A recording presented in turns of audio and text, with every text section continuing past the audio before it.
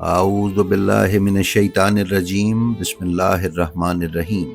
ناظرین و سامعین السلام علیکم۔ امید ہے آپ خیریت سے ہوں گے اور ہمارے ویڈیو سے استفادہ کر رہے ہوں گے۔ ناظرین، ہم آپ سے گزارش کرتے ہیں کہ اگر آپ نے ابھی تک ہمارے چینل کو سبسکرائب نہیں کیا تو برائے مہربانی اسے سبسکرائب کر لیں اور اس کے بیل آئیکن پر کلک کر کے آل نوٹیفیکیشنز کی سیٹنگ کا انتخاب کر لیں تاکہ آپ ہمارے channels blend of history old اور بلینڈ آف ہسٹری آفیشیل پر پیش کی جانے والی کسی بھی ویڈیو سے محروم نہ رہ سکیں۔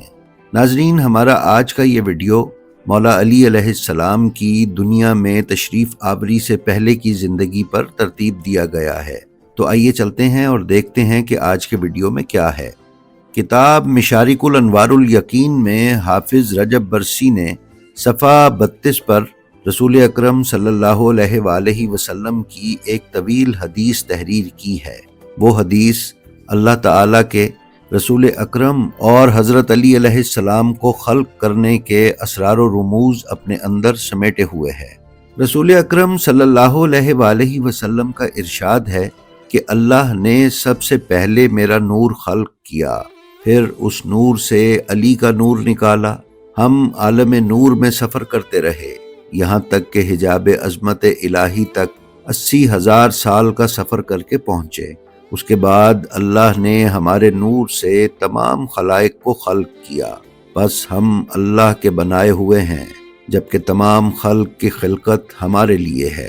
حضرت جابر ابن عبداللہ انصاری نے رسول اکرم صلی اللہ علیہ وآلہ وسلم سے ایک حدیث نقل کی ہے جس میں رسول اکرم صلی اللہ علیہ وآلہ وسلم نے ارشاد فرمایا ہے کہ اللہ نے سب سے پہلے میرا نور خلق کیا، اسے اپنے نور سے بنایا اور اپنی عظمت و جلال سے نکالا۔ بس پھر کیا تھا، یہ نور اس کی قدرت کا طواف کرنے لگا یہاں تک کہ 80,000 سال میں حجاب عظمت تک پہنچ گیا۔ حجاب عظمت کے آگے اس کی تعظیم کے لیے اس کے آگے جھک گیا۔ یہاں اسی نور سے علی کا نور پھوٹا اور میرا نور عظمت کو سمیٹے ہوئے تھا اور علی کا نور قدرت کو لیے ہوئے تھا۔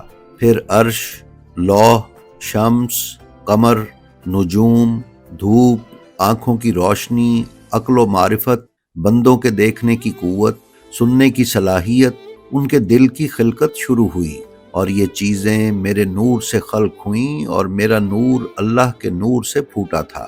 ناظرین، یہ حدیث طویل ہے، اس لیے ہم نے حدیث کا صرف یہی حصہ آپ کی خدمت میں پیش کرنے کی سعادت حاصل کی ہے۔ مکمل حدیث آپ کتاب مشارق الانوار الیقین کے اردو ترجمے کے صفحہ 33 تا 34 پر ملاحظہ فرما سکتے ہیں۔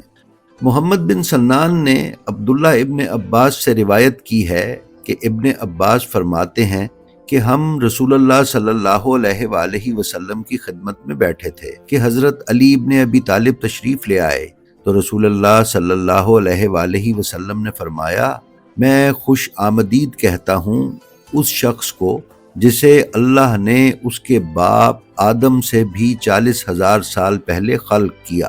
ابن عباس کہتے ہیں کہ ہم نے کہا، یا رسول اللہ، کیا بیٹا باپ سے پہلے ہو سکتا ہے؟ رسول اللہ نے فرمایا، ہاں، اللہ نے مجھے اور علی کو آدم سے 40,000 سال پہلے خلق کیا تھا، پھر اس نور کو 2 حصوں میں تقسیم کر دیا، پھر اس کے بعد میرے اور علی کے نور سے اشیاء کی خلقت شروع کی، پھر ہمیں عرش کے دائیں جانب ٹھہرایا تو ہم نے اس کی پاکیزگی کی تسبیح شروع کی، تو فرشتوں نے بھی اس تسبیح کو پڑھنا شروع کیا، پھر ہم نے اس کی یکتائی اور بزرگی کا ذکر شروع کیا تو فرشتوں نے بھی وہی ذکر شروع کیا۔ بس جو بھی اللہ کی تسبیح و تکبیر کرتا ہے تو وہ میری اور علی کی دی ہوئی تعلیم کا نتیجہ ہے۔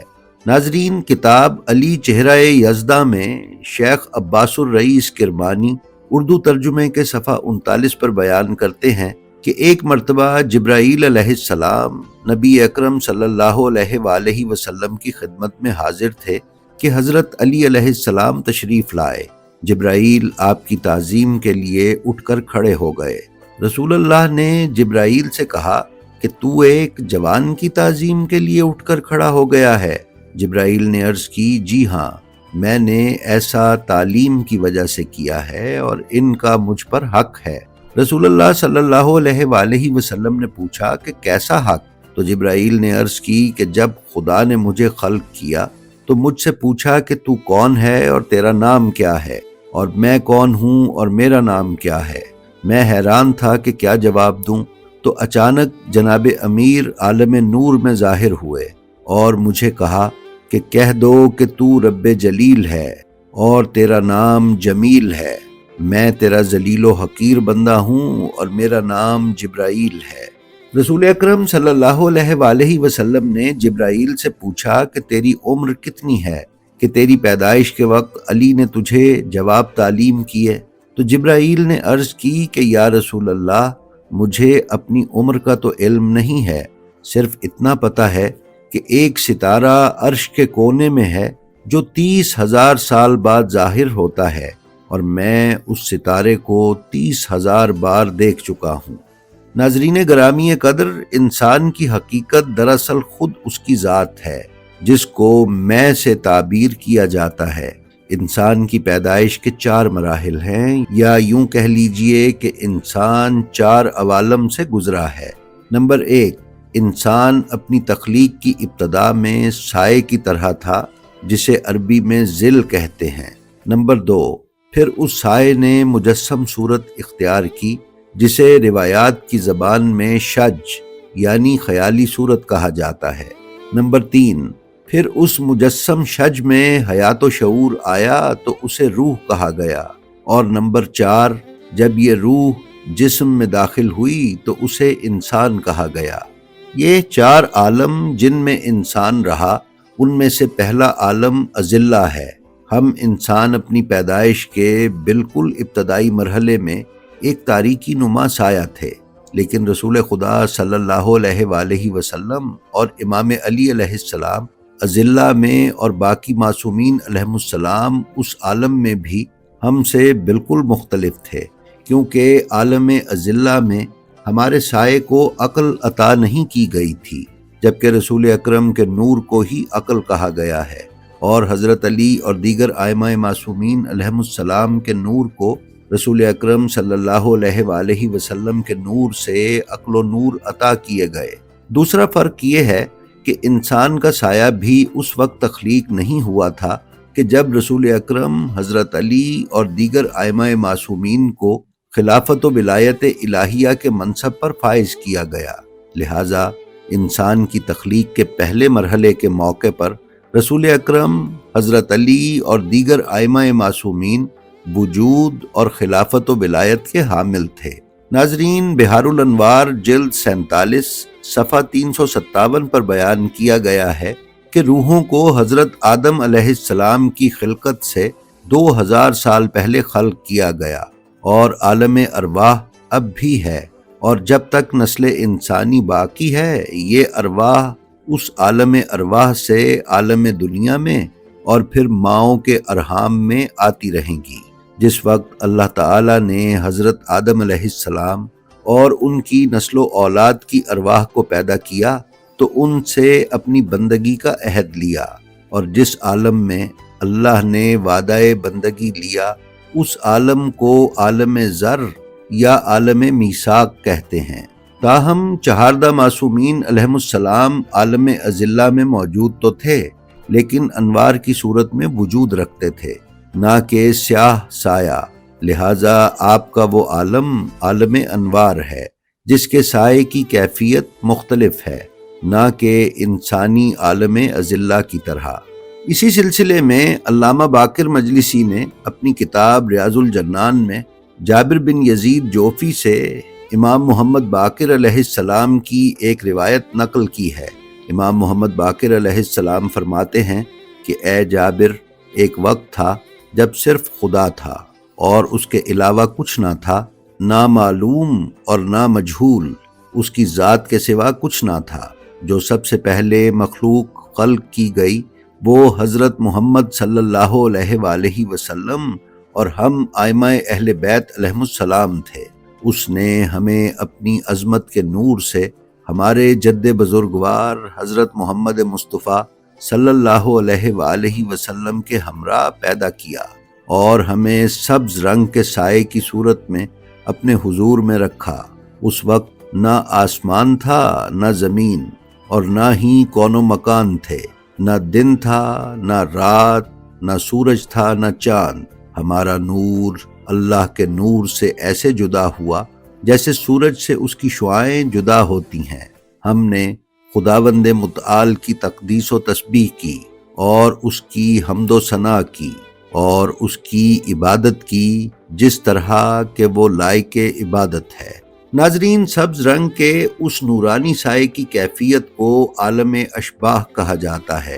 اصول کافی جلد 1 صفحہ 442 پر امام محمد باقر علیہ السلام کی ایک حدیث موجود ہے، جس میں امام نے جابر جوفی سے خطاب کرتے ہوئے فرمایا کہ اے جابر، سب سے پہلے جس موجود کو اللہ تعالیٰ نے پیدا فرمایا وہ محمد اور ان کی اطرت تھی۔ وہ اشباح نور یعنی خدا کے سامنے نورانی سائے تھے۔ جابر نے عرض کی کہ مولا، یہ اشباح کیا ہیں؟ امام محمد باقر علیہ السلام نے فرمایا کہ سایہ نور اور نوری بدن بغیر روح کے، جو کہ ایک روح کی تائید کرتے تھے جو کہ روح القدس میں تھا، جس کا مقام ملائکہ سے بالاتر ہے۔ بس حضرت محمد صلی اللہ علیہ وآلہ وسلم اور ان کی اطرت خدا کی عبادت کرتے رہے، یہاں تک کہ خداوند متعال نے انہیں بردبار اور صاحب علم، نیکوکار اور چنا ہوا پیدا کیا۔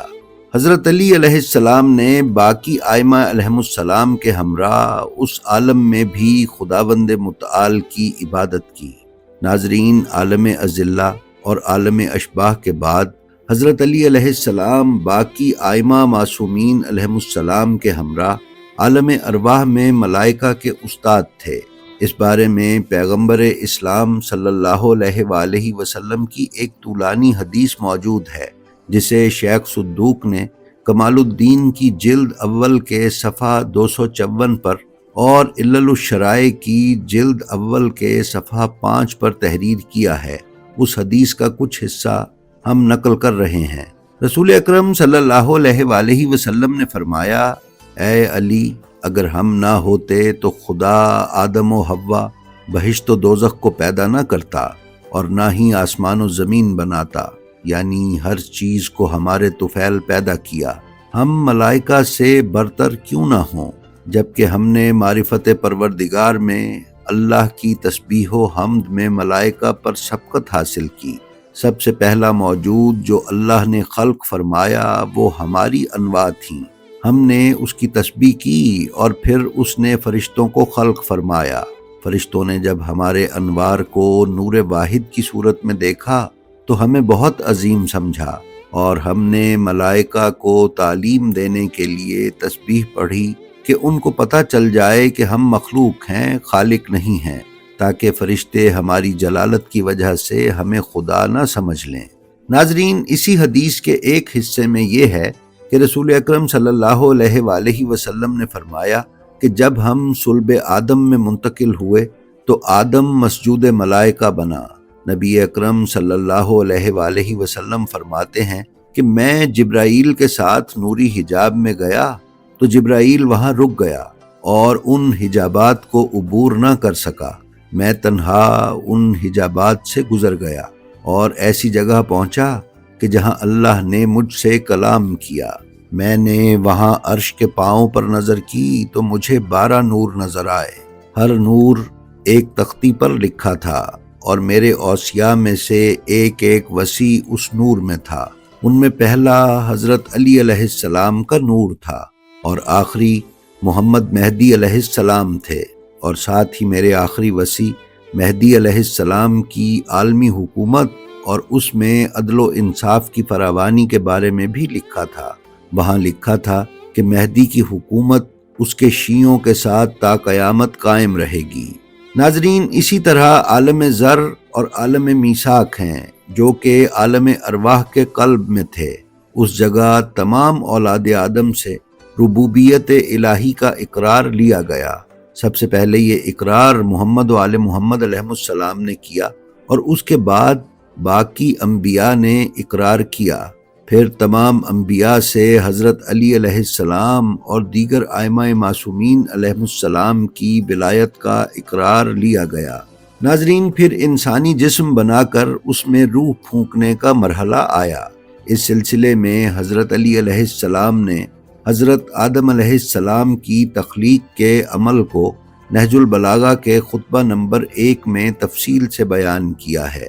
اس کے علاوہ کائنات کی تخلیق اور زمین کا بچھایا جانا جناب امیر علیہ السلام نے کچھ اس طرح سے بیان کیا ہے کہ وہ خطبہ پڑھنے والا ہر شخص بخوبی اندازہ لگا سکتا ہے کہ یہ صرف اسی شخص کا کلام ہو سکتا ہے کہ جس نے اپنی آنکھوں کے سامنے بہوش و حواس یہ سب کچھ ہوتا دیکھا ہے، اور وہ اللہ کے ان تمام امور کا عینی شاہد ہے۔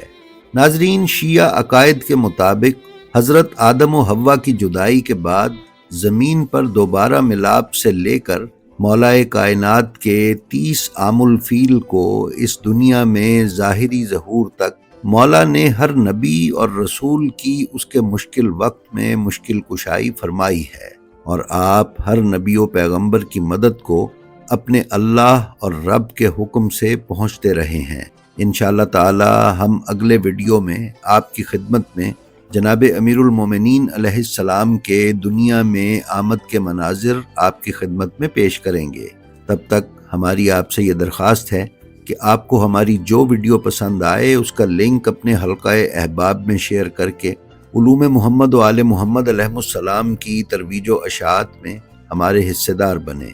آپ اپنا اور اپنے متعلقین کا بے حد خیال رکھیں اور خلق خدا میں آسانیاں تقسیم کرتے رہیں۔ خدا آپ کا حامی و ناصر ہو۔ السلام علیکم۔